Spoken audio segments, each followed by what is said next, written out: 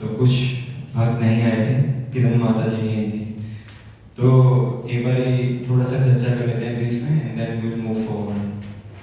तो किस टॉपिक पे डिस्कस किया था? टॉपिक तो पता होना चाहिए, उसके लिए तो देखना नहीं पढ़ना चाहिए। भक्ति के अंग। हाँ, भक्ति के अंग और मुख्यतः कौन से अंग के बारे में चर्चा की थी हमने? भक्ति कीर्तन। हाँ, भगवान के नाम के बारे में चर्चा की थी। तो क्या क्या पॉइंट्स थे, कोई आप में से शेयर करना चाहे जो आए थे?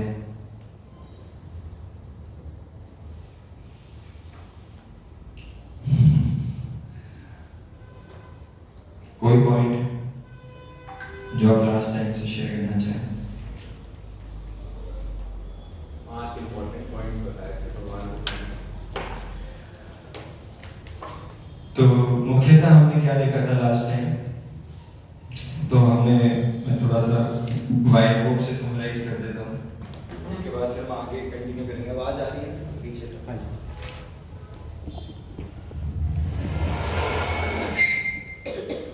तो हमने ये देखा था कि भगवत गीता के अंदर भगवान जो है वो अलग अलग योगा सिस्टम्स के बारे में बता रहे हैं कि किस किस तरीके से भगवान से हम जुड़ सकते हैं। योग का मतलब क्या होता है? जुड़ना, यानी भगवान से जुड़ना। तो वहाँ ने बहुत सारे योग के बारे में बताया भगवत गीता के अंदर। कौन कौन से योग बताए? ठीक है, तो सबसे पहले कर्म योग भगवान ने बताया है, फिर बताया है ज्ञान योग। ठीक है, तो ज्ञान संस्कृत में इस प्रकार से लिखते हैं, ज्ञान योग। ठीक है, फिर उसके बाद भगवान ने बताया है अष्टांग योग के बारे में, सांख्य योग है सांख्य योग। हाँ, सांख्य ज्ञान एक ही हो, सांख्य हम आप कह रहे हैं, तो सांख्य योग ज्ञान योग एक ही हो। ठीक है ना?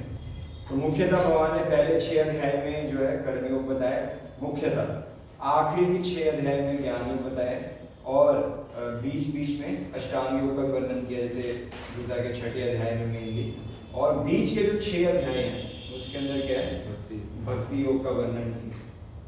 तो ये सारे जितने भी योगा सिस्टम्स हैं, इसमें से टॉप मोस्ट योगा सिस्टम कौन सा है? भक्ति। कौन प्रभु जी कह रहे हैं? कर्म योग। कर्म योग कैसे टॉप मोस्ट है? जो भगवत गीता में पढ़ा है उसके अनुसार भगवान ने अर्जुन को यही कहा कि कर्म योग जो है वो सबसे ज्यादा। भक्ति तो एक योग उन्होंने बताया है, ज्ञान योग, भक्ति योग, सांख्य योग, कर्म योग, ये 4 योग जो तुमने बताया। तो कितने ये कर्म योग के ऊपर जो है, जो भगवत गीता में मैंने पढ़ा उसमें कर्म योग को उनका ज्यादा बल था। तो राजेश को कह रहे हैं कर्म योग को ज्यादा भगवान ने बल दिया है। तो कितना वो लगता है कि कर्म योग को बल दिया है? माता जी कह रहे हैं। और बाकी में क्या लगता है कौन सा योगा सिस्टम जो है वो टॉप मोस्ट है जो भगवान भक्ति योग के साथ कौन कौन है कि भगवान कह रहे हैं भक्ति योग जो है वो टॉप मोस्ट है? अभी आप कर्म योग कह रहे हैं। देखिए, एक अंग भक्ति योग भी है उसमें, लेकिन जो पहले 6 अध्याय हैं, जिस तरह 6 अध्यायों के अंदर उन्होंने कर्म योग के ऊपर भक्ति करना भी तो एक कर्म ही है ना।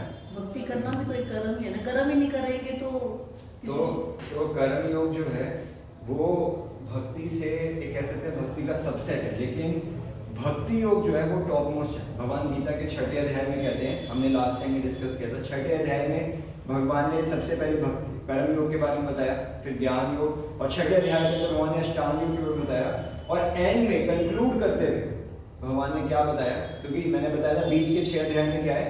भक्ति योग। तो अभी भगवान भक्ति योग स्टार्ट करने वाले हैं 7वें अध्याय से। तो 6ठे अध्याय में कंक्लूड करते हुए कहते हैं, सारा समराइज करने के बाद कि टॉप मोस्ट कौन सा है? भगवान कहते हैं योगिनाम अपि सर्वेषां मद्गतेन अंतरात्मना श्रद्धावान भजते यो मां समय युक्त तमो मता। कि योगी नाम अपनी सर्वेशाम, योगी नाम का मतलब क्या हुआ? योगी मतलब हो गया सिंगुलर, और योगी नाम मतलब कि plural. Amongst all kinds of yogis, जितने भी योगी हैं, अपनी सर्वेशाम मद गतेन अंतरात्मना, जो मुझे अपने अंतरात्मा में देखने का प्रयास कर रहे हैं, श्रद्धावान भजते यो माम, जो इनमें से मुझे श्रद्धा पूर्वक मेरा भजन करता है। यहाँ भजन का मतलब है मेरी भक्ति करता है, क्योंकि दोनों भक्ति शब्द और भजन शब्द भज धातु से आ रहे हैं। तो भगवान क्या कह रहे हैं? स में युक्त तमामता, he is you can say most thickly connected to me. वो सबसे ज्यादा मुझसे क्या है? जुड़ा हुआ है, सबसे ज़्यादा मुझसे जुड़ता है। तो भगवान खुद ये बात कह रहे हैं कि जो भक्ति है वो क्या है, टॉप मोस्ट है अमंग ऑल योगा सिस्टम्स। भक्ति जो है वो टॉप मोस्ट है। तो कर्म योग के बाद आता है ज्ञान योग, ज्ञान योग के बाद अष्टांग योग, अष्टांग योग के बाद जो है वो क्या आता है, भक्ति योग। तो कोई अगर व्यक्ति कर्म योग करता है तो धीरे धीरे उसको ये साक्षात्कार होता है कि भगवान उसकी मदद करते हैं कि वो ज्ञान योग की तरफ बढ़े, फिर वो अष्टांग योग की तरफ बढ़े और फिर भक्ति योग की तरफ। लेकिन भक्ति योग जो है वो टॉप मोस्ट है। और भगवान कहते हैं कोई भक्ति से डायरेक्टली कैसे आ जाता है, जैसे हम में से किसने शायद हो सकता है कर्म योग ना किया हो, ज्ञान योग ना किया हो, अष्टांग योग ना किया हो, हम भौतिकतावादी जीवन में लिप्त थे लेकिन एकदम से सीधा भक्ति योग करने लग गए। तो कैसे, वो भगवान कह रहे हैं वो कैसे संभव है, अगर कोई व्यक्ति भक्तों के संग में आता है। जैसे होता है ना कि हम सीढ़ियों से जा रहे हैं, फर्स्ट फ्लोर पे पहुंचे, फिर सेकंड पे जाना पड़ेगा, फिर थर्ड पे आना पड़ेगा, फिर फोर्थ फ्लोर पे जाएंगे। लेकिन अगर सीधा डायरेक्ट फोर्थ फ्लोर पे जाना है तो क्या करना पड़ेगा, लिफ्ट लेनी पड़ेगी। तो जो एसोसिएशन ऑफ डिवोटीज है या भक्तों का जो संघ है वो क्या किसके समान है, लिफ्ट के समान है। कि उससे क्या होता है, हम तुरंत जो है किसके मतलब कहाँ सीधा क्या प्रैक्टिस कर पाते हैं, भक्ति योग में। तो एसोसिएशन ऑफ डिवोटीज जो है वो किसके समान है, एलिवेटर के समान। तो लेकिन सबसे जो टॉप मोस्ट योगा सिस्टम है भगवान गीता में कह रहे हैं वो क्या है, भक्ति योग। क्योंकि भक्ति जो है वो कोई भी कर सकता है। कर्म योग के अंदर क्या होता है कि अगर मान लीजिए कोई व्यक्ति बहुत ज्यादा धनी है तो अपने कर्मों के फलों को उसके लिए लगाना थोड़ा आसान है, और कोई व्यक्ति निर्धन है तो उसके पास जो कर्म को करता है बहुत कम फल आता है उसके पास, उसको अर्पित कर पाना उसके लिए इतना संभव नहीं है। लेकिन भक्ति योग कोई भी कर सकता है। इसके लिए भगवान क्या कहते हैं, वो बीच के 6 अध्यायों में ही बता रहे हैं, पत्रम पुष्पम फलम तोयं यो मे भक्त्या परेच्छति तद भक्ति उपहारितम अश्नामि प्रयतात्मना। भगवान कह रहे हैं कोई अगर भक्ति से मुझे क्या देता है, पत्रम कोई पत्ता देता है, पुष्पम कोई पुष्प देता है, फलम कोई फल देता है, तोयम जल देता है। कोई अगर भक्ति से मुझे देता है, ये कोई भी दे सकता है, अमीर से अमीर व्यक्ति भी पानी दे सकता है, पत्ता फल दे सकता है, और गरीब से गरीब व्यक्ति भी ये सब जो है भगवान को अर्पित कर सकता है। तो भगवान यहाँ पे भक्ति को 2 बार एम्फसाइज कर रहे हैं, 2 बार भक्ति शब्द इसी श्लोक के अंदर भी यूज कर रहे हैं कि भक्ति योग जो है वो हर किसी के लिए एक्सेसिबल है, कोई भी उसे कर सकता है। तो ये जो इसने भगवान क्या कह रहे हैं, भक्ति जो है वो क्या है, टॉप मोस्ट है। तो ये हमें इसमें इस बात पे पूरा जो है कन्विक्शन होना चाहिए भगवान के शब्दों पे कि टॉप मोस्ट जो सिस्टम है वो क्या है, भक्ति योग। और एक शंका है, हाँ, और कैसे इसके अंदर क्या है कि कर्म योग जो है, ज्ञान योग जो है, ज्ञान योग के लिए क्या होता है, ज्ञान का अनुशीलन करने के लिए या ध्यान योग के लिए लोगों को कहाँ जाना पड़ता था, इसमें एकांत स्थान पे जाना पड़ता था इन दोनों के लिए। तो कलयुग के अंदर ऐसे एकांत स्थान पे जाना, मन को एकाग्रचित करना बड़ा मुश्किल है। इसीलिए अर्जुन ने 6ठे अध्याय में भगवान से प्रश्न पूछा, चंचलम ही मना कृष्ण परमाथि बलभद्रम। अर्जुन ऐसे योद्धा थे जिन्होंने क्या किया था कि जब वो स्वर्ग में गए तो उनको कौन मिली, उर्वशी। तो उर्वशी उनका संग करना चाहती थी। तो उर्वशी इतनी सुंदर थी कि हर कोई चाहता था कि मैं उर्वशी का संग करूं। लेकिन जब उर्वशी खुद अर्जुन का संग करना चाहती थी तो अर्जुन ने क्या बोला कि आप इंद्र की सभा में जो है नृत्य करते हैं, इंद्र मेरे पिता हैं, तो मेरे लिए आप किसके समान है, माँ के समान। तो उन्होंने उनको मना कर दिया। मतलब इतना उनका संयम था अपनी इंद्रियों के ऊपर अर्जुन का। और अर्जुन ने क्या किया था कि जब द्रौपदी का स्वयंवर था तब वहां पे इतने सारे क्षत्रिय उपस्थित हुए थे अलग अलग जगह से, लेकिन वहां पे कोई भी जो है वो ऊपर एक तालाब था, तालाब के अंदर जो है देखते हुए ऊपर निशाना लगाना था। ऊपर एक मछली चल रही थी, मछली की आंख में तीर माना था, मछली एक व्हील पे लगी हुई थी और वो चल रही थी। और उसके अंदर भी क्या था, उससे नीचे एक डिस्क लगी हुई थी, इसमें छेद था। तो एक ही टाइम पे ऐसा आता था कि उस छेद से मछली दिखाई देती थी और उसकी रिफ्लेक्शन कहाँ पे पड़ती थी, पॉन्ड में। तो एक ही बस ऐसा क्षण आता था। तो अर्जुन जो थे उनके अंदर इतना संयम था, इतना कंट्रोल था कि उन्होंने एक ही बारी में मछली की आंख पे मारा। तो वो अर्जुन कह रहे हैं मेरा मन क्या है, चंचल, बहुत चंचल है। तो ये सब जो आपने बताया कृष्ण, ये मेरे लिए संभव नहीं। ये 5000 साल पहले अर्जुन बोल रहे हैं कृष्ण को। तो तब भगवान यहाँ पे अर्जुन को बताते हैं कि तुम ठीक कह रहे हो। और फिर भगवान बताते हैं जो टॉप मोस्ट है भक्ति योग। फिर भगवान अगले 6 अध्याय में भक्ति योग का ही वर्णन करते हैं। मेरी चिंता है कि भगवान ने अर्जुन को ये भी कहा कि इस उपदेश का मैंने पहले सूर्य देव को ये उपदेश दिया था, कर्मयोग का। कर्मयोग का नहीं, भगवान ने कहा कि पूरा जो गीता का संदेश है, मैंने ये पहले चौथे अध्याय के पहले श्लोक में भगवान कह रहे हैं कि मैंने ये ज्ञान सूर्य के देव विवस्वान को दिया, विवस्वान ने ज्ञान मनु को दिया, मनु ने आगे इक्ष्वाकु को दिया, और इक्ष्वाकु से आगे ज्ञान परंपरा में आ रहा था। लेकिन भगवान फिर उसके बाद उसके दूसरे श्लोक में बोलते हैं कि समय के साथ एवं परंपरा प्राप्तम एवं राजर्षियो विदु सकालिनः महता योगो नष्ट परंतपा, कि काल के प्रभाव से, अब जैसे मान लीजिए हम किसी को कोई ज्ञान देते हैं, अपने बच्चों को ज्ञान दे, लेकिन आगे कई जनरेशन बीतने के बाद हो सकता है वो ज्ञान लुप्त हो जाए, है ना, बच्चे उसको ना फॉलो करें, एक भी जनरेशन ऐसी आ गई जो फॉलो नहीं कर रही उस ज्ञान को, तो ज्ञान लुप्त हो सकता है। तो भगवान यहाँ पे बता रहे हैं कि अब वो ज्ञान लुप्त हो गया, तो इसलिए मैं फिर से उसको एस्टेब्लिश करने के लिए क्या आया हूँ, मैं ये ज्ञान तुम्हें दे रहा हूँ। लेकिन वो कर्मयोग की बात नहीं करे भगवान, भगवान पूरे गीता के संदेश की बात करे। गीता का मेन अर्थ तो यही है ना, कर्म करो फल की इच्छा मत करो, मेन उसका निचोड़ तो यही निकलता है। नहीं, गीता का ये क्या मानते हैं, ये प्रचलित है, जैसे रविवार को तुलसी को जल नहीं देते, ये प्रचलित है, इसका मतलब ये नहीं है कि ये असली में सही है। गीता हर एक ग्रंथ का एक परिभाष्य सूत्र होता है। परिभाष्य सूत्र का मतलब क्या होता है कि जिस एक श्लोक से पूरे ग्रंथ की परिभाषा दी जा सकती है। तो गीता का परिभाष्य सूत्र क्या है, वो हमारे आचार्य बताते हैं, गीता का परिभाष्य सूत्र जो है वो है मन मना भगवद भक्तो मद याजी माम नमस्कुरु।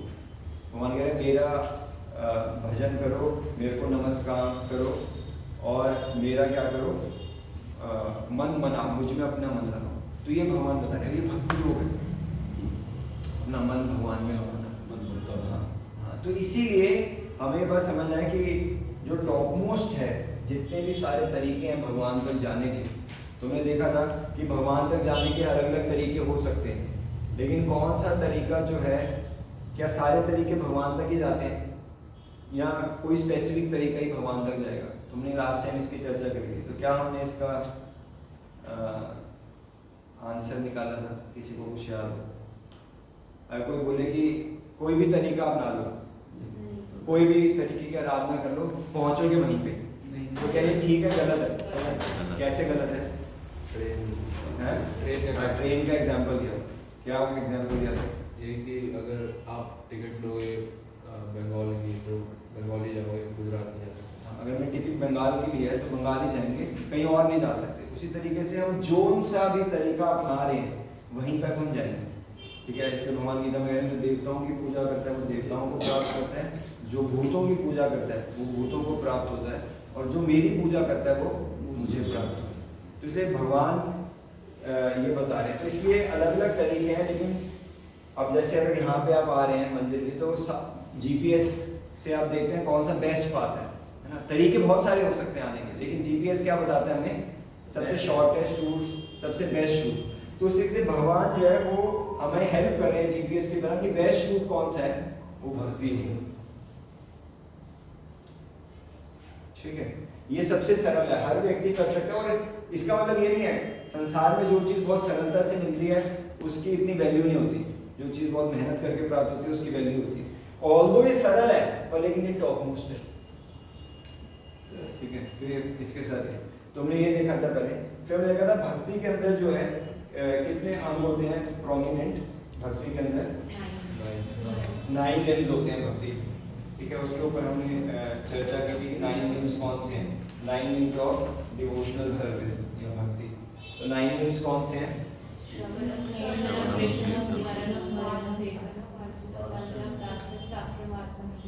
तो ये 9 भक्ति के जो है अंग है। श्रवणम, कीर्तनम, विष्णु स्मरणम, पाद सेवनम, अर्चनम, वंदनम, साख्यम, आत्मनिवेदनम, ठीक है। तो सबको इसके सबके अर्थ पता है। तो श्रवण का मतलब क्या हुआ? सुनना। कीर्तन का मतलब क्या हो गया? बोलना, भगवान का गुणगान करना। अर्चन का मतलब क्या हो गया?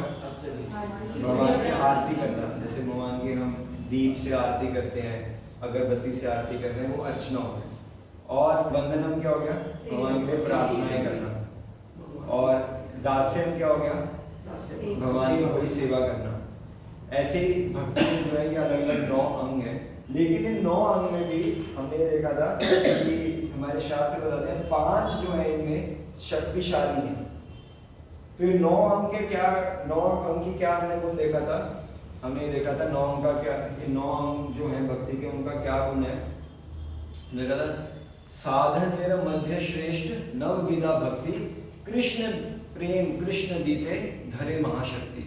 कि साधन, जितने भी साधन है भगवान को प्राप्त करने के अंदर, उसके अंदर सबसे श्रेष्ठ क्या है? ये 9 अंक। साधन एवं मध्य श्रेष्ठ नव विधा भक्ति, ये 9 अंगों की क्या गुण है? कृष्ण प्रेम कृष्ण दीते धरे महाशक्ति। ये 9 अंग जो है वो हमें कृष्ण का प्रेम दे सकते हैं। लेकिन उन 9 अंग में भी हमारे शास्त्र कहते हैं, ये लास्ट टाइम की हम चर्चा कर रहे हैं कि 5 जो अंग हैं, 5 लिम्स जो हैं, वो और भी विशेष हैं। क्योंकि क्या होता है, उनके थोड़े से ही संग में आके एक व्यक्ति जो है भगवान के प्रति भाव को प्राप्त कर सकता है। 5 लिप्स कौन से थे हमने देखा था? नाम संकीर्तन, साधु संग, साधु संग, नाम संकीर्तन, नाम संकीर्तन, भागवत श्रवण, अर्च विग्रह, की सेवा और धाम वाला। तो ये 5 हमने देखा था कि 5 के संबंध में, आप जैसे आप वृंदावन जाएंगे, जैसे वृंदावन जाएंगे तो क्या होता है, वृंदावन जाके आपको ऐसा लगता है कि कहीं भगवान का स्मरण बढ़ गया। भगवान के बारे में हर जगह आपको भगवान का नाम सुनने को मिलेगा, राधा रानी का नाम सुनने को मिलेगा, तो हमें एक डिफरेंस फील होता है। तो उसी तरीके से क्या बता रहे हैं, 5 दिन जो है वो क्या दे सकते हैं, तुरंत हमें भगवान के प्रति जो है भाव महसूस करा सकते हैं। लेकिन 5 अंग में भी जो सबसे टॉप मोस्ट है वो कौन सा है? नाम संकीर्तन। नाम संकीर्तन, भगवान का जो है नाम लेना जो है वो टॉप मोस्ट है। ठीक है ना? हमने देखा था कि सभी में जो टॉप मोस्ट अंग है वो है नाम संकीर्तन। तो ये हमने जो है लास्ट टाइम चर्चा की थी।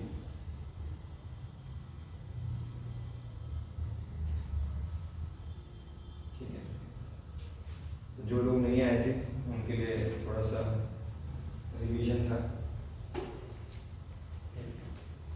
पर वो जो माला करते हो नाम संकीर्तन के पार्ट होता है क्या, कि संकीर्तन इज इन अ ग्रुप? हाँ, तो वो नाम संकीर्तन का ही पार्ट है।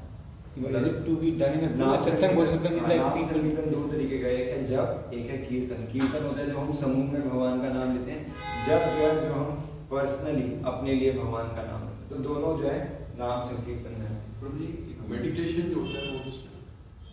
मेडिटेशन मैंने बताया ना, ध्यान योग के अंदर है।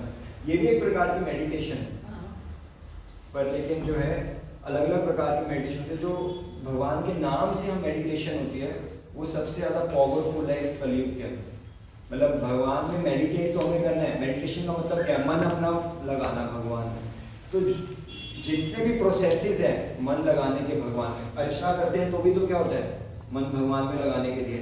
धाम जाते हैं तो भी मन भगवान में लगाने के लिए। साधुओं का संग करते हैं इसलिए ताकि मन भगवान में लगे। लेकिन among all processes by which we can engage our mind in Krishna's service, the best process is chanting of the holy names.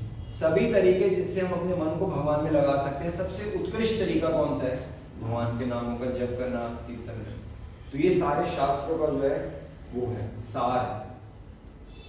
तो ऐसा हमारे स्क्रिप्चर्स में बताया गया। तो ये हमने पूरा देखा था। तो अभी देखिए कि हम कितने फॉर्चुनेट हैं कि हो सकता है कोई कर्मयोग का प्रैक्टिस कर रहा हो, कोई ज्ञान योग का, कोई अष्टांग योग का, हम टॉपमोस्ट प्रोसेस का प्रैक्टिस कर रहे हैं। उसके बाद हमें सारे 9 लिम्स के बारे में बताया, हमें 5 लिम्स के बारे में बताया, और हमें जो टॉपमोस्ट लिम्स है वो भी हमें बताया। So fortunate. तो हमने फिर उसके बाद डिस्कशन ये स्टार्ट की थी लास्ट क्लास में कि कैसे अब हमें जब ये टॉपमोस्ट लिम्स है तो इसका हम कैसे बेस्ट क्या कर सकते हैं, इसका एडवांटेज ले सकते हैं। तो उसके ऊपर हमने चर्चा करना स्टार्ट किया। तो ये क्लियर है? इसमें किसी का कोई क्वेश्चन हो, कोई डाउट हो? क्लियर है? ठीक है। अब हमने देखा था कि भगवान का जो नाम है वो 3 प्रकार से लिया जा सकता है, उसके ऊपर हमने चलेंगे। और फिर मैंने देखा था कि उससे पहले हमने डिस्कस किया था भगवान का जो नाम है वो अलग अलग नाम होते हैं। तो कौन सा नाम जो है वो श्रेष्ठ है, टॉप मोस्ट है, वो देखा। तो एक ये हमने लास्ट टाइम चर्चा नहीं किया था, भगवान के 2 प्रकार के नाम होते हैं। ठीक है, तो हमारे शास्त्र बताते हैं एक नाम होता है जिसको बोला गया है गौण नाम, और एक बोला गया है मुख्य नाम। तो शायद आपने ना सुना हो। तो गौण नाम क्या होता है? भगवान के वो नाम जो कि इस भौतिक जगत से जुड़े हुए हैं उनको गौण नाम बोला गया है। तो आप में से कोई उदाहरण दे सकता है कि भगवान के ऐसे कौन से नाम हैं जो कि इस भौतिक जगत से जुड़े हुए हैं? कृष्ण, तो हाथ खड़ा करके आपको शेयर कर, ये सुना दो। तो गोविंद जो है वो भगवान के इस भौतिक जगत से नहीं जुड़ा हुआ। मुरारी जो है, राक्षस का वध किया था। हाँ, तो वो भी इस भौतिक जगत से नहीं जुड़ा, वो भगवान की लीला से जुड़ा हुआ मुरारी। ये लीला भगवान ने की, इसमें मूल राक्षस का भगवान ने वध किया। गोविंद जो है वो भी भगवान की लीला से जुड़ा हुआ है, जहाँ पे भगवान ने सभी ग्वाल वालों को, सभी ब्रजवासियों को आनंद दिया था जब गोवर्धन की लीला हुई थी, तो भगवान का नाम गोविंद पड़ा। तो और कन्हैया भी नहीं है, मधुसूदन मधुसूदन भगवान की लीला से है। मोहन, हाँ, प्रभु, ईश्वर, और कोई नाम? जगदीश, परमेश्वर और जगन्नाथ। तो ये जितने भी नाम हैं ये क्या है? क्या नाम है ये? गौण नाम है, ठीक है। क्या नाम हो गए? जैसे ईश्वर, परमेश्वर, परमेश्वर आप इस तरीके से भी लिखते हैं परमेश्वर, ठीक है। या फिर आप जगदीश्वर, जगदीश, जगदीश्वर, ठीक है, जगन्नाथ। तो ये सारे जितने भी नाम हो गए क्या गौण नाम हो गए, क्योंकि ये किससे संबंधित है? जैसे जगदीश हम बोलते हैं तो क्या बोल रहे हैं? इस जगत के जो ईश है ना। ईश्वर का मतलब होता है कि भगवान देवी देवताओं के ईश्वर है। देवी देवता जो है इस जगत से ही संबंधित है, ठीक है। इस जगत के नाथ हैं भगवान, या फिर भगवान जो है वो आप ये बोलते हैं कि भगवान का एक नाम है कि दुखों को हरने वाले, एक शब्द में बोला जाता है। मतलब ऐसे ही, मतलब बहुत सारे नाम जो है इस तरह के हैं। हाँ, दीन दयाल, वो सब जो है गौण नाम आते हैं। जो मुख्य नाम भगवान के होते हैं, ठीक है, मुख्य नाम वो होते हैं जो कि भगवान के किससे संबंधित है? भगवान की लीला से संबंधित होते हैं वो मुख्य नाम। तो भगवान की लीला से जितने भी नाम होंगे, जैसे कुणाल बोलेगा गोविंद, तो भगवान की लीला से संबंधित है। यशोदा नंदन, ये भी भगवान की जो है मतलब लीला से ही संबंधित है, ठीक है। और श्याम सुंदर, ये जितने भी भगवान के बाकी लीला से संबंधित नाम है वो क्या है? भगवान के मुख्य नाम। तो दो नाम हो गए, एक हो गए गौण नाम और एक हो गए मुख्य नाम। तो कृष्णा की जी मुख्य नाम हो गया। हाँ, कृष्ण भी मुख्य नाम, ठीक है। तो ये सब मुख्य नाम है भगवान के। राम भी मुख्य नाम है, ठीक है। तो गौण नाम है और क्या है? मुख्य नाम है। लेकिन मुख्य नाम के अंदर भी हमारे शास्त्र बताते हैं कि एक नाम होता है जिसको बोला गया है तारक ब्रह्म नाम। क्या बोला गया? तारक ब्रह्म नाम। तो तारक ब्रह्म नाम क्या होता है? वो एक पर्टिकुलर युग के लिए ऐसा नाम होता है जो हमारे शास्त्र बताते हैं, जो हमें इस युग से निकालने के लिए, मतलब इस भौतिक जगत से, इस जन्म मृत्यु के चक्कर से निकालने के लिए जो है सबसे ज्यादा सशक्त होता है, सबसे ज्यादा शक्तिशाली होता है। तो हर एक युग का एक अलग तारक ब्रह्म नाम होता है।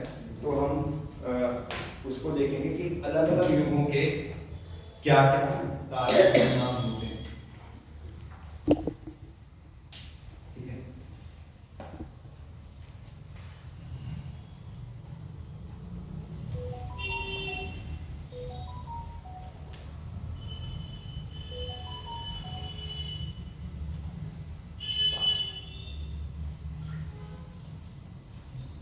आपको दिख रहे हैं?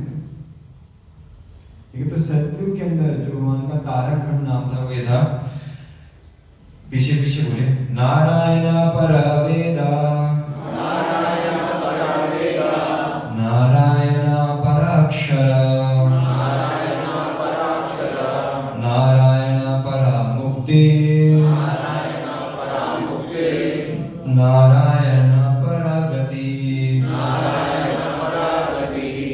तो ये तारक ब्रह्म नाम था सतयुग का। यानी सतयुग के अंदर लोग जो है वो इस नाम का जप किया करते थे। जैसे इस समय पे हम किसका जप करते हैं? हरे कृष्ण महामंत्र का। तो सतयुग के अंदर इस नाम का जप किया जाता था, ठीक है। फिर आया त्रेता युग। तो त्रेता युग का जो तारक ब्रह्म नाम था वो क्या था? राम नारायण अनंत, मुकुंद मधुसूदन, कृष्ण केशव कंसारे, कृष्ण केशव कंसारे, हरे वैकुंठ वामन, हरे वैकुंठ वामन। तो ये था कहाँ का? फिर आया द्वापर युग। तो द्वापर युग का जो तारक ब्रह्म नाम था वो था हरे मुरारे मधुकैटबारे,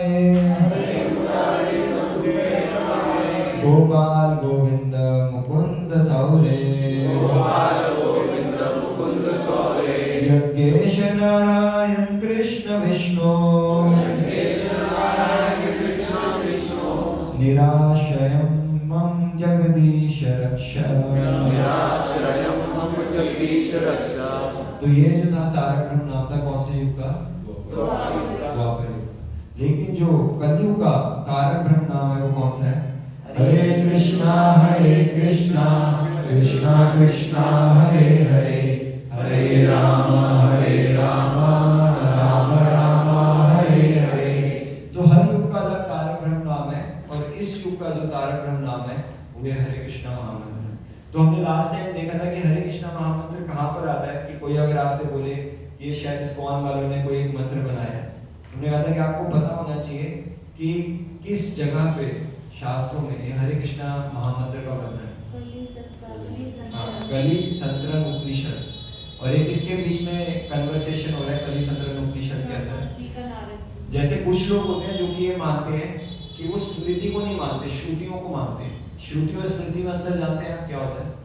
श्रुति का स्मृति व्हाट यू सीइंग, श्रुति इज आपने जो सुना होगा। श्रुति का मतलब होता है जो हमने सुना है, यानी कि जितने भी वेद होते हैं, उपनिषद होते हैं, उनको श्रुति बोला गया। तो कुछ लोग होते हैं जो कि सिर्फ श्रुति को ही एक्सेप्ट करते हैं, अगर आप उनसे उनको कोई प्रमाण देंगे तो वो मानेंगे, लेकिन स्मृति को वो नहीं मानते, पुराणों को। या क्योंकि पुराण क्या है, श्रुतियों को सुनने के बाद ऋषियों ने आगे क्या किया, पुराण दी, अलग अलग पुराण दी।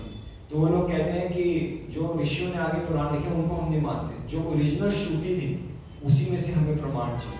तो ये ओरिजिनल श्रुतियों में से ही प्रमाण है, उपनिषद में से आता है, कली संतरण उपनिषद में, जहाँ पे ब्रह्मा जी अपने पुत्र नारद मुनि को बता रहे हैं कि इस युग के अंदर सारे जो कल्मश हैं उसको दूर करने का तरीका क्या है, ये हरे कृष्णा महामंत्र।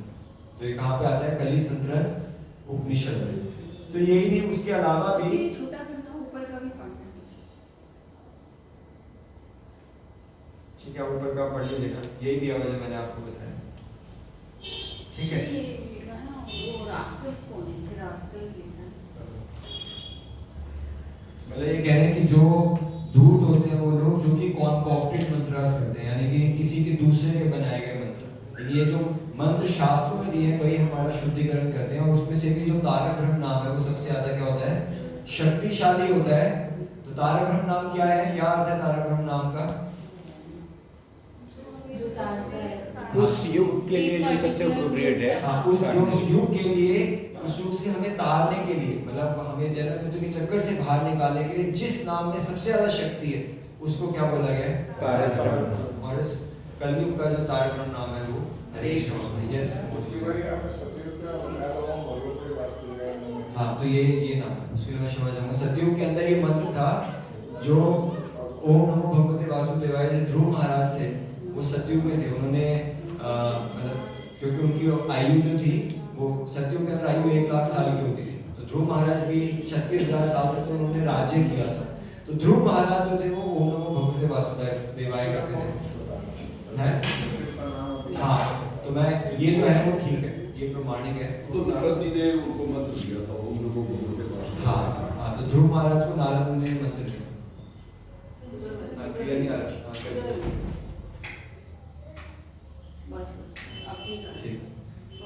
ठीक है, तो मोनको जी ये एक्चुअल मंत्र है जो सतयुग का है, वो ये है, नारायण परावेदा नारायण पराक्षर ओम नमो भगवते वासुदेवाय। ठीक है, लेकिन मैं कह रहा था कि भगवान का जो नाम है उसके अंदर जो है उसकी विशेषता ये है कि भगवान के नाम लेने में कोई रूल रेगुलेशन नहीं होता।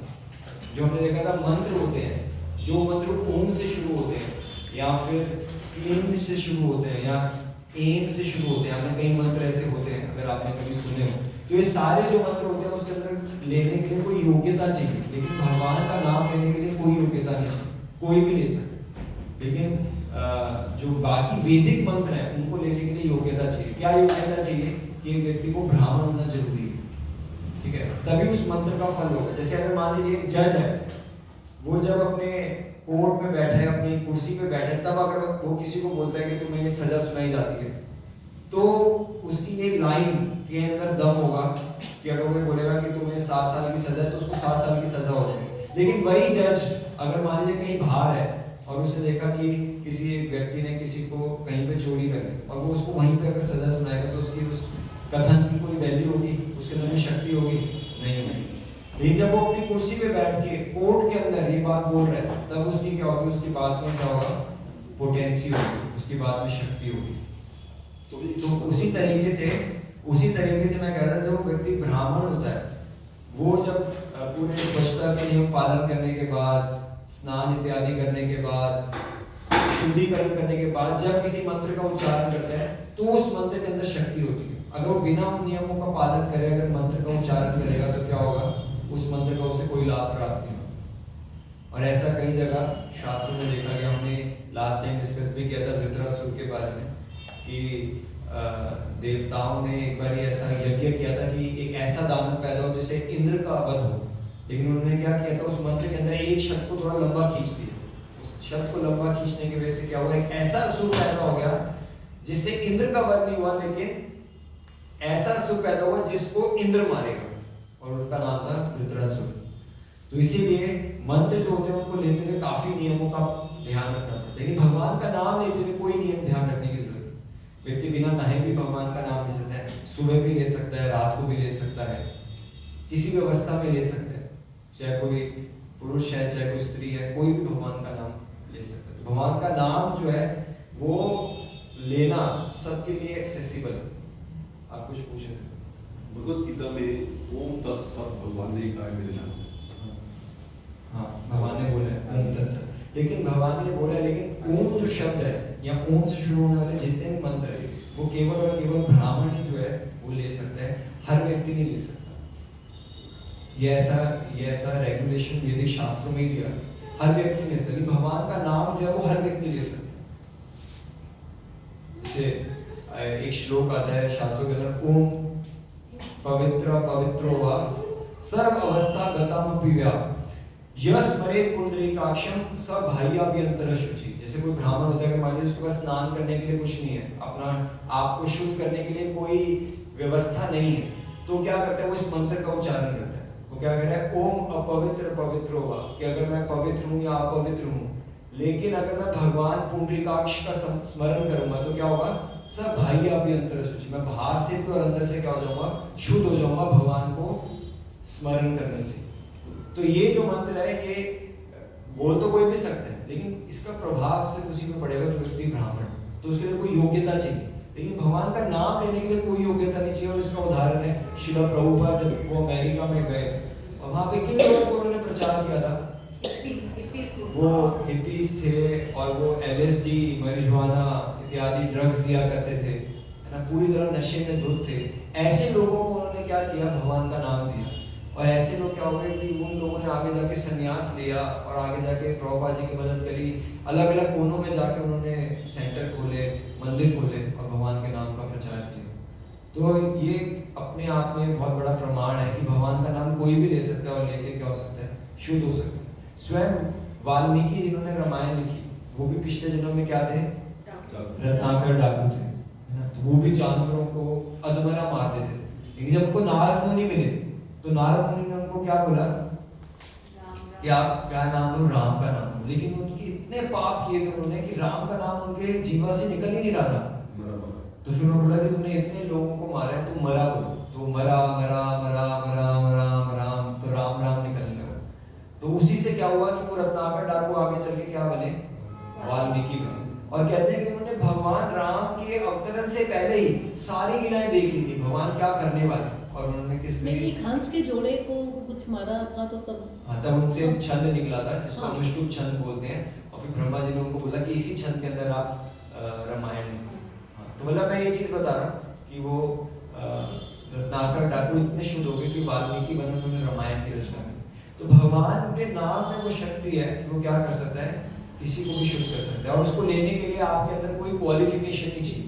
लेकिन कोई भी बाकी मंत्र जो होते हैं उसको लेने के लिए हमारा कोई ना कोई क्या चाहिए? योग्यता चाहिए। तो ये एक भगवान के नाम का एक अद्भुत कृपा है कि कोई भी उसको एक्सेस कर सकता है। इवन ऐसा बोला जाता है कि भगवान का नाम जो है वो भगवान से भी ज्यादा मर्सीफुल है, भगवान से भी ज्यादा कृपामय है। कैसे? कृष्ण और कृष्ण के नाम में कौन ज्यादा कृपामय है? तो क्या क्या आपको कोई रीजन देना पड़ेगा, प्रूव करना पड़ेगा कि कृष्ण अगर ज्यादा कृपामय है तो कृष्ण क्यों कृपामय है, और कृष्ण का नाम ज्यादा कृपामय है तो कृष्ण का नाम कैसे कृपामय ज्यादा है? तो रामायण में प्रसंग आता है कि जैसे राम ने फूल फेंका तो वो पत्थर नहीं गिरा, जिसमें राम लिखा गया वो पत्थर। हाँ, और राम ने अपनी लीला से करके दिखाया था कि भगवान जब सेतु बनाए जा रहे थे तो क्या हुआ था, भगवान के नाम लिखा जा रहा था पत्थर पे, उस पत्थर को पानी में डाला जाता था तो वो पत्थर जो थे तैरते थे। आज भी दक्षिण भारत में एक मंदिर है जहाँ पे वो पत्थर है, कुछ पत्थर है, उन्होंने लिखा जो आप तैर रहे हैं पानी में, हैं? रामेश्वरम में हाँ, रामेश्वरम। धनुषकोटि।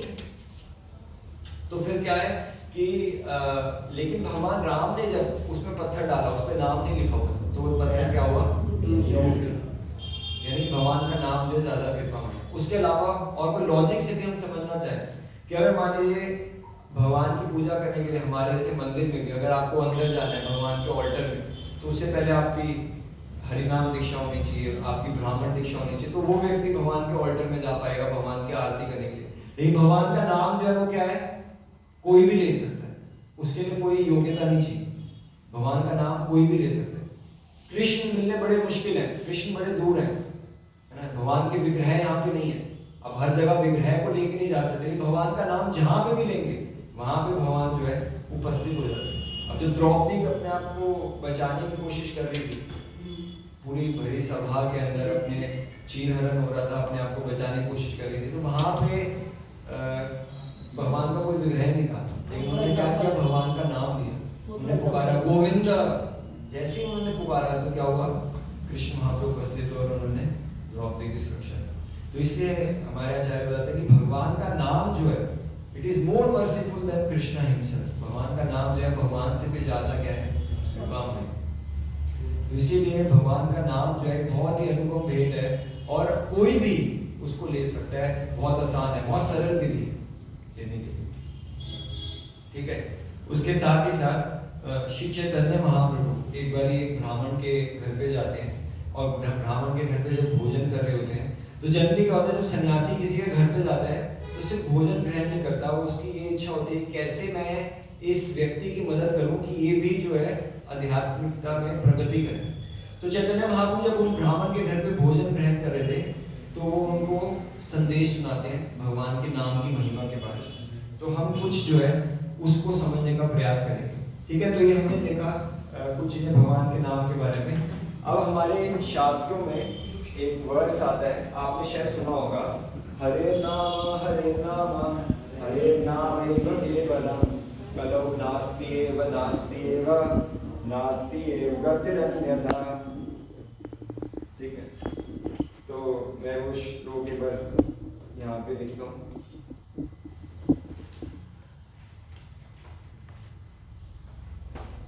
तो ये श्लोक जो है सबको याद होना चाहिए, बहुत ही सिंपल वर्स है क्योंकि एक ही चीज बार बार रिपीट होती है।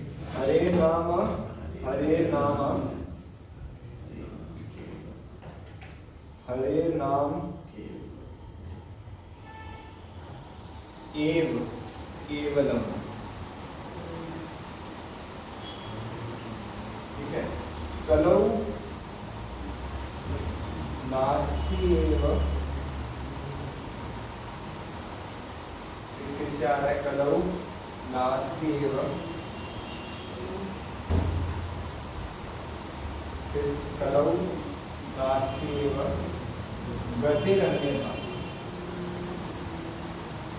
ठीक है, तो हम आज की क्लास के अंदर इस श्लोक सबको याद करके जाना है, उसका बहुत ही गहरा मतलब उसके हम देखेंगे। चैतन्य महाप्रभु खुद इस श्लोक का मतलब बता रहे हैं, कहाँ पे श्लोक आता है वो मैं बताऊंगा।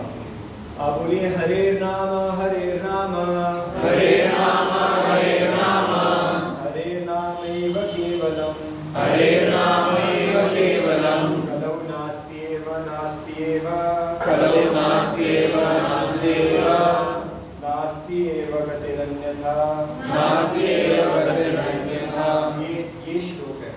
कहाँ पे आता है? तो जब उस ब्राह्मण के घर पे श्री चैतन्य महाप्रभु जाते हैं तो उन ब्राह्मण को क्या बताते हैं?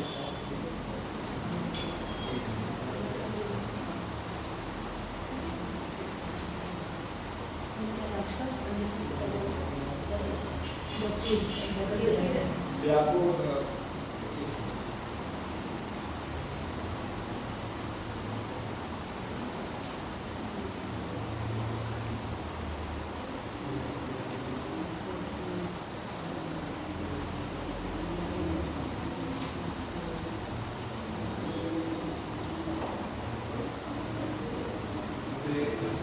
रीडेबल है, क्लियर है, समझ आया?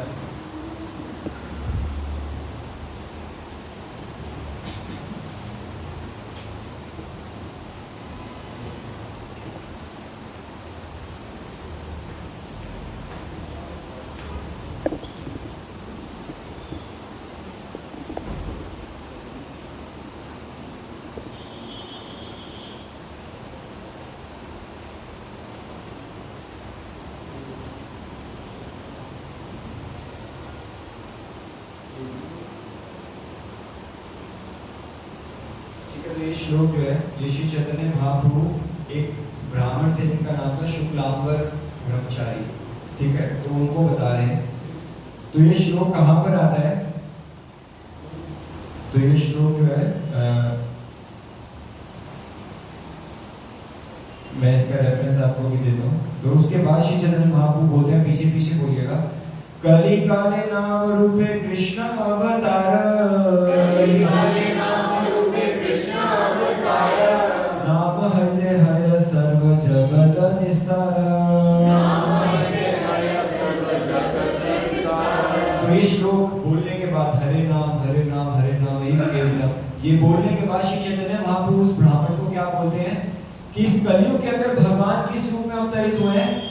अपने नाम के रूप में। कली काले नाम रूपे कृष्ण अवतार। और नाम लेने से क्या होता है? इस पूरे जगत का क्या हो सकता है? निस्तार हो सकता है, पूरा जगत जो है वो तर सकता है। अब इस श्लोक का मतलब श्री चैतन्य महाप्रभु समझा रहे हैं, ठीक है? तो आप पीछे पीछे बोलिए, दाद्य लागी हरे नाम मुक्ति तीन बार, दाद्य लागी हरे नाम मुक्ति तीन बार, जड़ लोका बुझाइते पुनः एवकार, जड़ लोका बुझाइते पुनः एवकार। श्लोक का मतलब बता रहे हैं कि श्लोक के अंदर 3 बार हरे नाम हरे नाम हरे नाम क्यों आ रहा है? क्योंकि संस्कृत के अंदर एक रूल होता है, संस्कृत ग्रामर के अंदर, कि कभी भी कोई भी चीज की रिपीटिशन नहीं होनी चाहिए, मतलब क्योंकि एक चीज को रिपीट करने का कोई फायदा नहीं है।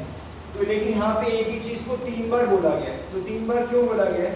तो श्री चैतन्य महाप्रभु क्या बता रहे हैं कि दाढ़े लागे हरे नाम, ये चीज को दृढ़ता पूर्वक लोगों में एस्टेब्लिश करने के लिए कि हरि का नाम ही जो है वो क्या कर सकता है, एक व्यक्ति को इस जगत से निस्तार कर सकता है। तो ये दृढ़ता लाने के लिए दाढ़े लागे हरि नाम मुक्ति 3 बार, इसलिए जो हरि नाम जो है 3 बार बोला गया। उसके बाद क्या कह रहे हैं? जड़ लोग बुझाइते पुनः एवकार। और फिर उस ये बोलने के बाद 3 बार बोल दिया। जैसे एक बच्चे को कभी कोई समझानी होती है कोई बात, तो वो क्या होता है, उसको बार बार बात को रिपीट करना पड़ता है कि ऐसा मत करो, ऐसा मत करो, ऐसा मत करो। या फिर अगर कोई बात समझानी है तो उसको बोलना पड़ेगा पढ़ाई कर लो, पढ़ाई कर लो, पढ़ाई कर लो।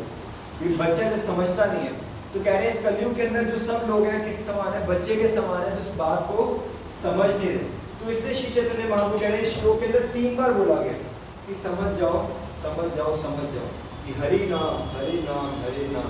और उसके बाद क्या बोल रहे हैं? एव। एव का मतलब क्या होता है? सर्टेनली, सर्टेनली, कि ये निश्चित रूप से क्या है, यही तरीका है इस जगत से निस्तार पाने का। तो ये क्यों बोल रहे हैं? जड़ लोग बुझाई थे। ये जो लोग हैं, इस लोग में जितने लोग रहने वाले हैं बिल्कुल जड़ है, यानी कि जड़ बुद्धि वाले हैं, बिल्कुल ही ना समझ है। तो ऐसे लोगों को बात को समझाने के लिए वो क्या कह रहे हैं? इस श्लोक के अंदर आगे शब्द बोला गया है कि, ठीक है, उसके बाद वो इसको ऐसे समझाते हैं। अब अगला पढ़िएगा, केवल शब्दे पुनरपि निश्चय कारण, केवल शब्दे पुनरपि निश्चय कारण, ज्ञान योग योग तप कर्म आदि निवारण। ज्ञान योग तप कर्म आदि निवारण। तो क्या करें, एक बार बोला कि हरि नाम हरि नाम हरि नाम, 3 बार बोला, एम्फेसिस दिया। फिर कह रहे हैं निश्चित रूप से, सर्टेनली किसी से होगा, तो एक भी लगा दिया। कह रहे हैं केवलम, केवल का मतलब क्या होता है, ओनली, मतलब this is the only way, there is no other way. तो ये बोलने के लिए वो क्या कह रहे हैं, ना ज्ञान से, ना अष्टांग योग से, ना तपस्या से, ना कर्म से एक व्यक्ति जो है सफलता प्राप्त कर सकता है, या इस जगत से उसका निस्तार हो सकता है। केवल और केवल किस चीज से उसको सफलता प्राप्त हो सकती है, केवल और केवल हरि के नाम से। ठीक है, तो ये यहाँ पे बताने के लिए कि इस तरीके से श्लोक की रचना करेंगे। आगे का वर्ष समझाते हुए क्या कह रहे हैं, तो इसके बाद आप में से किसी को आगे समझाना है पूरा ये वर्ष का क्या मतलब है। अन्यथा ये माने तार नाही का निस्तार, अन्यथा ये माने तारा नाही का निस्तारा। नाही नाही नाही ए तीन एवकार, नाही नाही नाही हे तीन एवकार। तो कह रहे कोई अगर फिर भी ये बात नहीं मानता, मतलब वो ये नहीं मानता, 3 बार हरि का नाम भी बोल दिया, ये भी बोल दिया निश्चित रूप से इसी से ही आपका निस्तार होगा, और ये बोल दिया केवल और केवल यही तरीका है, ना ज्ञान, ना योग, ना तप, ना कर्म, किसी से व्यक्ति भगवान को प्राप्त कर सकता है, केवल हरि के नाम से। कोई ये भी नहीं मानता, तो क्या कह रहे हैं, अन्यथा ये माने तार नाही का निस्तार। लेकिन कोई अगर इस बात को नहीं मानता तो निश्चित रूप से उसका निस्तार नहीं हो सकता, निश्चित रूप से उसका निस्तार नहीं हो सकता। तो इसलिए क्या बोल रहे, 3 बार बोल रहे हैं, नास्ति एव नास्ति एव नास्ति एव। ये बात को 3 बार नास्ति एव क्यों बोल रहे हैं, उसका निस्तार नहीं होगा, नहीं होगा, नहीं होगा। जो किस बात को नहीं मान रहा, हरि का नाम है, तो नाम जो है उसी से केवल इस युग के अंदर, उसी से केवल इस युग के अंदर क्या हो सकता है, एक व्यक्ति का उद्धार हो सकता है। तो इसीलिए यहाँ पे 3 बार नास्ति नास्ति नास्ति इस्तेमाल है।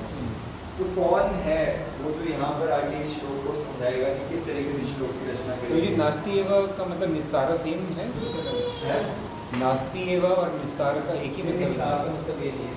हाँ, और यहाँ पे derivative ट्रांसलेशन, कोई ट्रांसलेशन पढ़ सकते हैं इसकी। This verse clearly states that anyone who accepts any other path cannot be delivered. This is the reason for the triple repetition, nothing else, nothing else, nothing else, which emphasizes the real process of self-realization.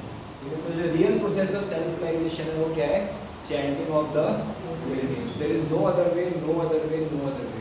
तो इस चीज को करने के लिए ये जो हरे नाम श्लोक है ये शास्त्रों के अंदर आता है। नास्ति एव means no other way. हाँ, नास्ति का मतलब कि nothing else, nothing else, nothing else. नास्ति का मतलब है नथिंग एल्स। और कलाऊ मतलब क्या होगा? कलौ मतलब कलयुग के अंदर, कलौ मतलब कि कलौ दोषे निधेरा, कलयुग जो वो दोषों का सागर है, जैसे कलयुग, कलौ का मतलब है कलयुग के अंदर। In Kalyug there is no nothing else is possible, nothing else is possible, nothing else is possible. The only means of deliverance is chanting the holy names of the lord. Last में किसका है? गतिल अन्यथा, इसके अलावा और कोई इसके अलावा कोई और प्रोसेस जो है उससे गति हमें नहीं मिल सकती, केवल हरि के नाम से मिल सकती। तो कौन आके बताना चाहेगा लास्ट के 3 में से, बैक बेंचर्स आएगा मतलब, फिर भी आप समझा दीजिए, रिपीटिशन इज ऑलवेज बेटर। ठीक है, तो आपको ये कैसे वर्ष की रचना करेंगे उसको समझाना है। हरे नाम हरे नाम इव केवलम। हरि नाम हरि नाम हरि नाम। तो 3 बार क्यों आना है, पहले आपको ये समझना है 3 बार क्यों आ रहे हैं। क्योंकि ये बताया गया कि जैसे बच्चों को समझाया जाता है बार बार कहते हैं, वैसे ही समझा रहे हैं कि हरे नाम हरि नाम ही लेना है आपको, इसके अलावा और कोई भी पॉसिबल नहीं है कलयुग से। फिर एम क्यों लगाया गया, एम आगे इसके अलावा कुछ नहीं है, केवल हरि नाम ही है, केवलम ओनली, इसके अलावा कुछ भी नहीं। एवं तीन बार ये क्यों बोला गया नास्ति है नास्ति है नास्ति है? नहीं है नहीं है नहीं कि है। nothing else is like possible, nothing is no other way is there कि उद्धार पाने के लिए सिर्फ परिणाम ही नो वे आउट। हाँ। There is no way out. Only chanting of the holy name. तो यहाँ पे तीन बार बोला गया किसके लिए? Well tried. ठीक है? तो यहाँ पे तीन बार क्या है? इसको बोला गया है एम्फेसिस के लिए। तीन बार यहाँ पे बोला गया है। ए बोला गया है कि सर्टेनली क्यों बोला गया है? ये एम्फेसिस के लिए बोला गया है। और ये किसके बोला गया है? सर्टेनली इसलिए बोला गया है। एम्फसाइज करो। यहाँ पे तो किया ये ताकि जो कलयुग के सोए हुए लोग हैं वो उठ जाए कि सर्टेनली यही तरीका है, ठीक है। और फिर केवल किसने बोला गया कि no other way is possible, ना ज्ञान ना तप ना योग ना कर्म, तो केवल यही। फिर उसको कहते हैं कलयुग नास्ति है नास्ति है नास्ति है, ये तीन बार इसलिए बोला गया कि अगर कोई व्यक्ति इस बात को नहीं मानता तो क्या है, उसका कोई उद्धार नहीं होगा, कोई उद्धार नहीं होगा, कोई उद्धार नहीं होगा। केवल यही उपमान है, तो इसलिए इतना ज़्यादा एम्फेसिस करके बोला गया। तो इसलिए हरि नाम जो है कलंदर कुछ कलंदर होना पहले कलंग नास्ती कलयुग नास्ति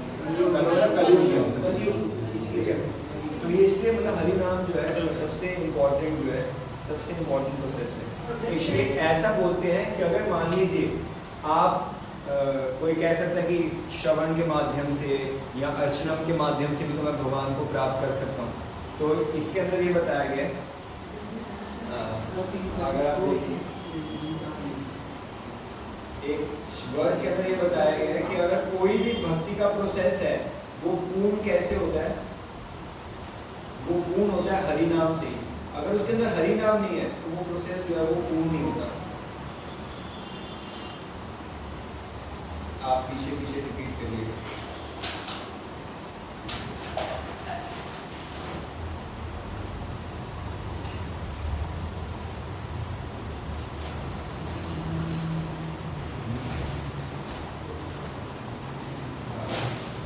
एक कृष्ण नाम करे सर्व पाप क्षय, एक कृष्ण नाम करे सर्व पाप क्षय, नवविधा भक्ति पूर्ण नाम हरिते हय, नवविधा भक्ति पूर्ण नाम हरिते हय। यहाँ पे बता रहे हैं कि एक कृष्ण का नाम क्या करता है, सर्व पाप क्षय, कि सारे पाप।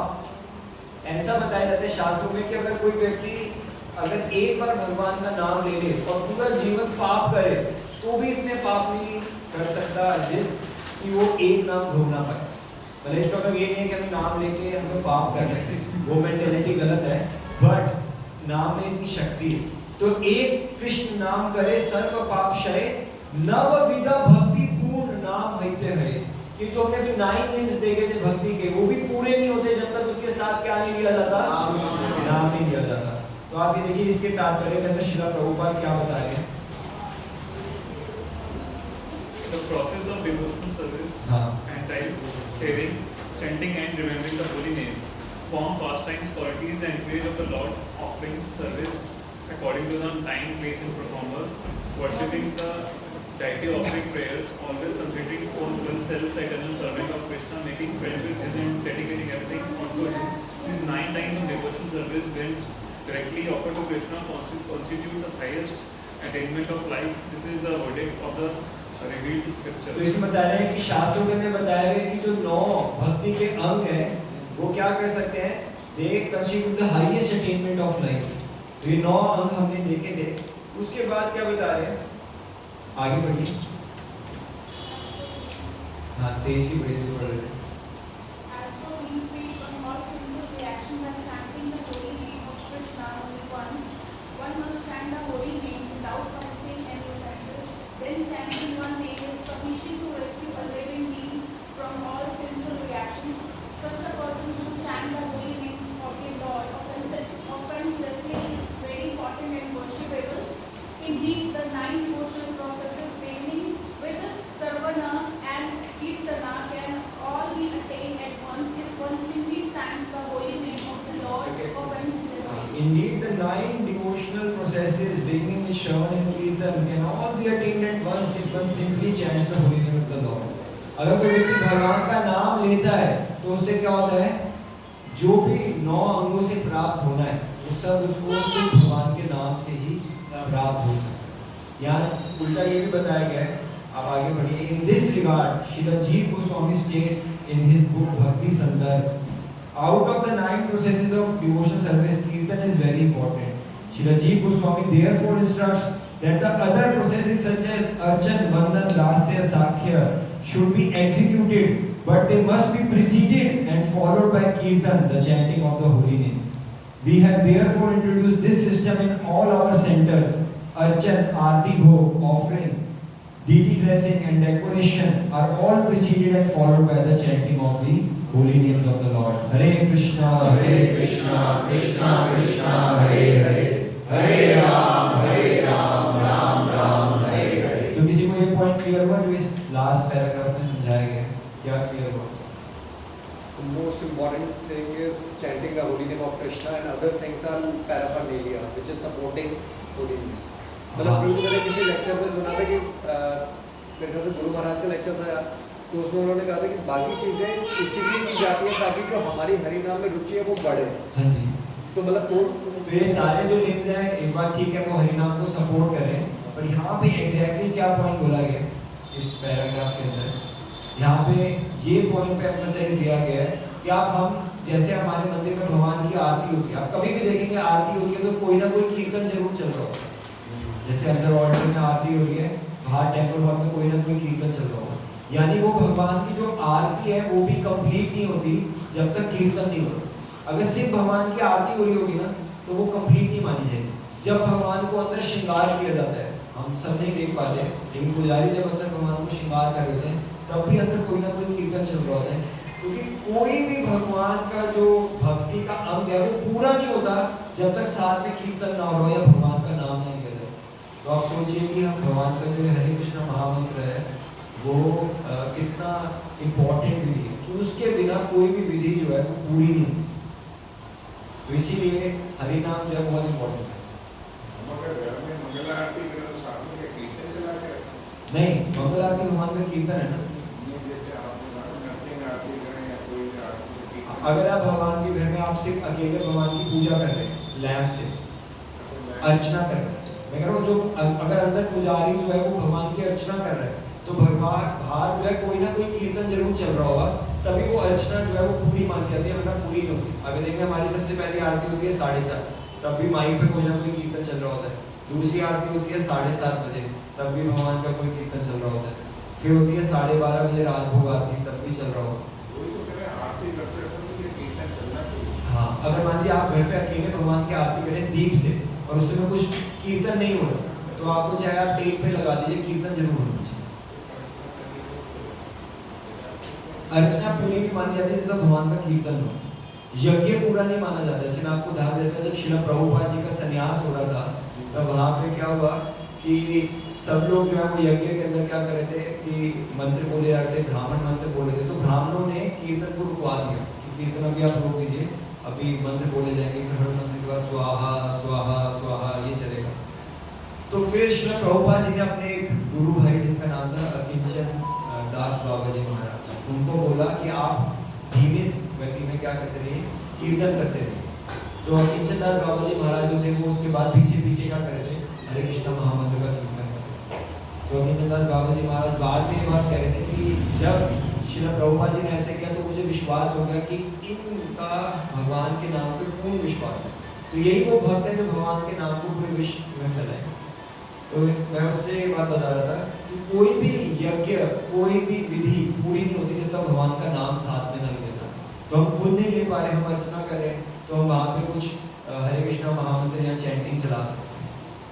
जैसे आप देखेंगे हमारे मंदिर में भी अगर कोई माइक पे कीर्तन करने वाला नहीं होता तो आपने नोट किया होगा पीछे टेप चला देते हैं। आपने किसने नोट किया, मंदिर के अंदर पीछे टेप चल रही होती है। अगर आप 9 बजे एक बार लेक्चर खत्म हो गया, सब प्रसाद लेने गए और सब कोई कीर्तन करने के लिए, क्योंकि भगवान के जितने भी भक्ति के प्रोसेसेस हैं वो पूरे होते हैं कीर्तन से। तो यानी कि अगर कोई व्यक्ति जो है वो सब कुछ कर रहा है भक्ति के अंदर लेकिन भगवान का नाम नहीं ले रहा, तो फिर क्या है, उसकी भक्ति पूरी हो पाएगी नहीं। वो सब कुछ कर रहा है, मानो होता है वो रामायण का पाठ कर रहा हो, वो शास्त्र पढ़ रहा हो, वो उसके घर में विग्रह हो, बहुत सुंदर से अर्चना कर रहा हो, श्रृंगार कर रहा हो, लेकिन भगवान के नाम नहीं ले रहा नियमित रूप से, तो क्या उसकी जो भक्ति है पूरी होगी? तो उसकी जो भक्ति है वो पूरी नहीं हो पाएगी जब तक कि वो साथ साथ भगवान के नाम को ले। तो इसलिए सबसे इम्पोर्टेंट चीज है वो है भगवान के नाम लेना। श्रृंगार करते करते लेक्चर भी सुन सकते हैं कि हाँ, वो भी कीर्तन है, लेक्चर भी कीर्तन, मतलब कोई ना कोई कीर्तन जो है वो जरूर होना चाहिए। भगवान का हम श्रृंगार कर रहे हैं कुछ भी, ठीक है, ये पॉइंट क्लियर है कि भगवान का नाम जब वो हम तो। लेकिन अगर मान लीजिए कोई इसके किसी के मन में ऐसा प्रश्न आता है कि भगवान का नाम लेते हुए मेरा मन नहीं लगता, मुझे अच्छा नहीं लगता, तो क्या अगर मैं भगवान का नाम ना लूं तो चलेगा? मेरा ज़्यादा मन करता है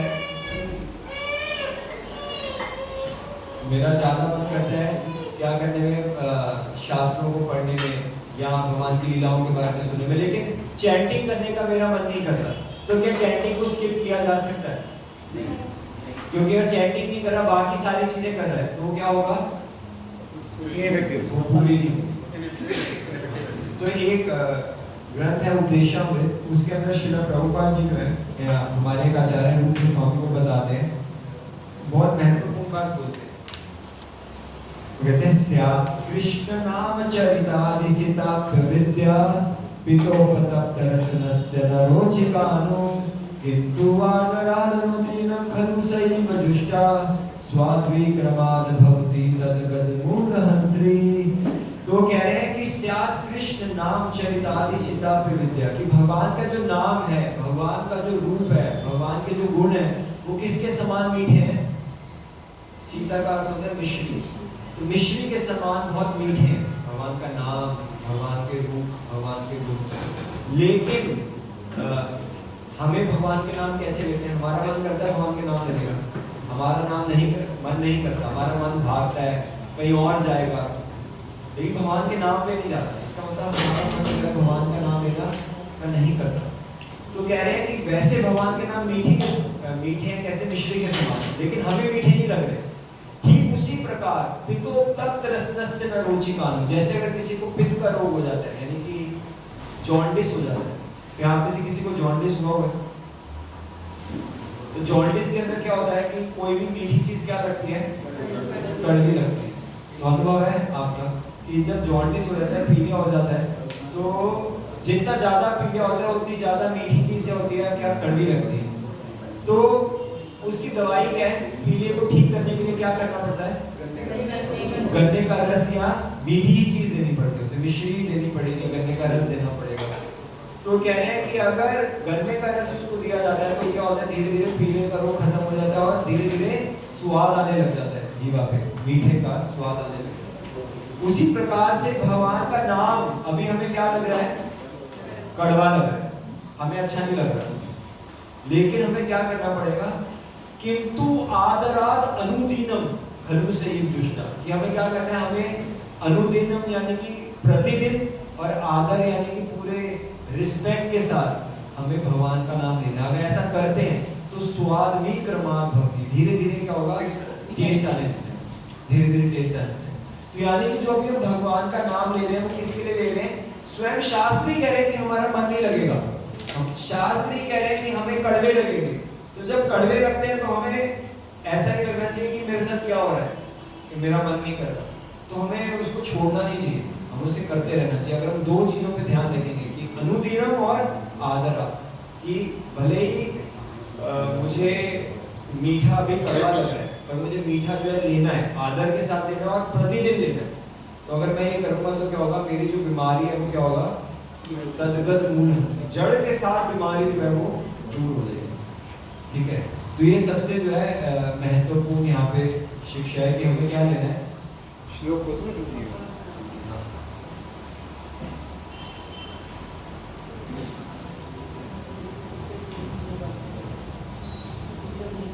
ठीक है, तो आप पीछे पीछे बोल भी सकते हैं।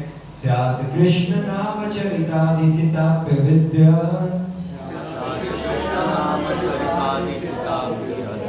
पितोपतप्त रसनस्य नरोचिकानो, किन्तु आदरादनुदीनं खलु सैव जुष्टा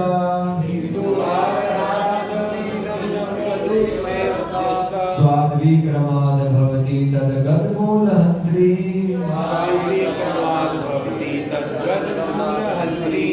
तो क्या कह रहे हैं कि अगर किंतु भले ही वो अभी नाम हमें कड़वे लग रहे हैं लेकिन आदर के साथ और क्या होगा प्रतिदिन अगर हम लेते हैं तो क्या होगा स्वाद धीरे धीरे आने लगते हैं। जैसे एक बार क्या हुआ रामायण के अंदर एक बारी भगवान राम को असुर मारने के लिए आया जब युद्ध चल रहा था रावण के साथ। तो जो असुर था जैसे रामायण ना बहुत प्रकार की है, जब भागवतम के अंदर भी शुक्देव गोस्वामी भगवान राम के बारे में बताना शुरू करते हैं परीक्षित महाराज को, तो बस 2 अध्याय के अंदर बता देते हैं। वो कहते हैं कि इतनी सारी रामायण है और लोगों ने रामायण के पाठ इतने सुने हुए हैं कि मैं तुम्हें बहुत संक्षिप्त में बताऊंगा, क्योंकि वो कृष्ण की लीलाओं का वर्णन करना चाहते थे। तो एक खम्भ रामायण आती है, एक नाम रामायण है, एक आध्यात्मिक रामायण है, बहुत सारी रामायण है। तो एक रामायण के अंदर ऐसा वर्णन आता है कि एक असुर आया था, उसने क्या किया था, सर की चोटी से लेके पाँव की एड़ी तक हर जगह भगवान राम का नाम लिखा, राम राम, मतलब ऐसा था कि तीर मारने की भी जगह नहीं थी, मतलब हर जगह राम राम राम लिखा हुआ। तो फिर जब आगे आया तो भगवान राम भी बड़ा हैरान हो गए और सारी सेना भी अब उसके ऊपर आक्रमण ही नहीं कर पा रही थी, क्योंकि पूरे शरीर पे किसका नाम था, भगवान राम का। तो सब लोग उसको मारने से हिचकिचा रहे थे कि भगवान से बढ़कर भगवान का नाम है, अब भगवान के नाम पे वार कैसे करें, तो कुछ भी वार करेंगे वार तो शरीर पे ही होगा। तो फिर बड़ी परेशानी होगी वहां पे। तो फिर ऐसा ये भगवान राम से फिर बाकी सेना वालों ने पूछा कि इसको कैसे मारा जाए। तो भगवान राम ने बोला कि 2 जगह पे वार किया जा सकता है। तो कौन सी 2 जगह हो सकती हैं, आपको क्या लगता है? आंखों, वो इस तरीके था कि आंखें बंद करके, पलकों पे राम लिखा था, आंखें बंद करके ही चल रहा था। उसको सिद्धि प्राप्त थी कि आंख बंद करके भी देख पा रहा था। तो राम कहाँ पे भी था, तो कहाँ पे नहीं था, हाँ, तो एक जगह उसके हृदय में नहीं था और दूसरा मन में, उसकी जीवा पे। तो भगवान राम ने बोला इसकी जीवा पे और इसके हृदय में भगवान राम का नाम नहीं है। तो लक्ष्मण को बोला कि यहाँ तो तीर इसकी जीवा पे मारो और इसके हृदय पे मारो। यानी कि है राशि का नाम ऐसे ये लीला आती है, किसी एक प्रकार की रामायण आती है, मतलब बहुत सारी रामायण है। तो रुक्मिणी भी उसको अपनी क्लास में सुनाते थे। तो 2 जगह पे नाम नहीं था, भगवान जीवा पे और हृदय पे। तो महत्वपूर्ण बात ये है कि हमें समझना है कि हमें भगवान का नाम जो है, हो सकता है कि वैसे ये हो कि बहुत अच्छे भक्त हैं, लेकिन महत्वपूर्ण ये है कि क्या हम रोज भगवान के नाम ले रहे हैं, क्या हम आदर से ले रहे हैं। तो आदर से लेने के लिए हमने लास्ट टाइम क्या डिस्कस किया था, भगवान के नाम आदर से लेने का क्या अर्थ है। हमने कहा बताया था 3 प्रकार से भगवान का नाम लिया जाता है। कौन कौन से 3 अलग अलग प्रकार हैं भगवान के नाम लेने के? 3 स्टेजेस कह सकते हैं आप। नाम, तो आपको याद रखना है एक, तो आप सबसे निवेदन आप क्या कर सकते हैं, कॉपी ला सकते हैं, जैसे माता जी लिखे और साथ साथ पेन, तो आप उसे लिख सकते हैं। तो आप लिखेंगे तो आपको याद रहेगा, लिखने से चीजें याद रहती हैं। तो पहली चीज है नाम अपराध, दूसरा है नामाभास और तीसरा क्या है, शुद्ध नाम। तो पहला क्या है, सबको बोलना है, पहला क्या है, नाम अपराध, क्या है नाम, दूसरा नामाभास, नामाभास, और तीसरा है शुद्ध नाम। तो कह रहे हैं यहाँ पे आदर से लेने का मतलब है कि बिना अपराध के नाम लेना है। और हमने डिस्कस किया था एग्जाम्पल के साथ, उदाहरण के साथ, कि अपराध पूर्वक नाम का क्या मतलब होता है। कि नाम जपते समय सिर्फ नाम लिखना चाहिए और कोई काम नहीं करना चाहिए। हाँ, तो ये हुआ। लेकिन नाम अपराध का वैसे क्या मतलब हुआ, आपने बिल्कुल ठीक बताया कि नाम अपराध हम तब नहीं करेंगे जब हम नाम लेते वक्त सिर्फ भगवान का नाम ले और साथ में कोई और कार्य ना करें, कुछ एक्सक्लूसिव समय भगवान के लिए। लेकिन नाम अपराध का क्या उदाहरण होगा कि कोई व्यक्ति नाम भी ले रहा है और अपराध भी कर रहा है, तो कैसे समझ सकते? मोबाइल देख रहे हैं, जब कर रहे हैं, हम मोबाइल देख रहे जब कर रहे हैं। लेकिन हम इसको बहुत सुंदर उदाहरण से समझा था। जैसे अगर मान लीजिए हमने उदाहरण किया था कि कोई अगर गर्मी के मौसम में आपको जैकेट गिफ्ट दे दे, गर्मी का मौसम है और आपको आपको जैकेट दे रहा है, तो आपको गिफ्ट भी दे रहा है, लेकिन आपको खुश भी नहीं कर रहा, क्योंकि गर्मी का मौसम है, आप जैकेट का क्या करोगे, है ना। तो गिफ्ट भी दे रहे हैं, आपको सर्व भी कर रहा है, लेकिन आपको सर्व नहीं भी कर रहा, क्योंकि आपको उससे प्रसन्नता नहीं होती। तो इस तरीके से नाम अपराध क्या होता है कि भगवान का नाम भी दे रहे हैं, भगवान की सेवा करने की प्रयास भी कर रहे हैं, लेकिन क्या है, उससे भगवान को प्रसन्नता नहीं होती। क्यों नहीं हो रही? क्योंकि हम भगवान को बुला तो रहे हैं, लेकिन उनकी तरफ कोई ध्यान नहीं देते, तो उससे भगवान को प्रसन्नता नहीं। तो फिर क्या होता है कि कुछ समय भगवान देखते हैं कि ऐसे कर रहा है, अभी भी नाम ले रहा है पर मेरी तरफ ध्यान नहीं दे रहा, नाम ले रहा है मेरी तरफ ध्यान नहीं दे रहा। तो फिर ऐसे धीरे धीरे धीरे अगर व्यक्ति नाम अपराध लेता रहता है, तो उसके लिए एक समय बाद नाम लेना बड़ा कठिन हो जाता है। तो इसलिए मैं बहुत ध्यानपूर्वक भगवान का नाम लेता हूँ। भगवान बहुत कृपालु है, हम सब चार्टिंग में कुछ ना कुछ अपराध होंगे, लेकिन एक बार हमें पता चल गया कि हम गलती कर रहे हैं, तो हमें क्या करना चाहिए, तुरंत उस गलती को सुधार लेना चाहिए, उसको सुधार लेना चाहिए। तो वो दूसरे जब व्यक्ति सुधारने का प्रयास करते हैं, तो सेकंड स्टेज आ जाती है, वो है नामाभास। और जब वो सुधारने का प्रयास करते हैं, ध्यानपूर्वक भगवान का नाम लेते हैं, तो धीरे धीरे धीरे फिर एक समय आगे क्या लेते हैं, शुद्ध। ठीक है, तो लास्ट जो मैं चर्चा करना चाह रहा था कि जो हरे कृष्ण महामंत्र करते हैं, इसका मतलब क्या है? आप में से कोई जानता है कि हरे कृष्ण महामंत्र, हरे कृष्णा कृष्णा कृष्णा हरे हरे, हरे राम राम राम हरे, इसका अर्थ क्या है? इसका क्या मतलब?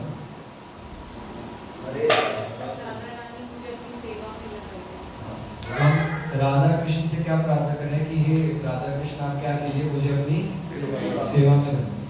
ठीक है, तो यानी कि ये हरे कृष्णा महामंत्र से हम क्या करें, भगवान से क्या मांग रहे हैं, उनकी सेवा मांग रहे हैं। और जब तक हम भगवान की सेवा में नहीं लगते, तब तक क्या है, अब भगवान की सेवा कौन कर रहे हैं?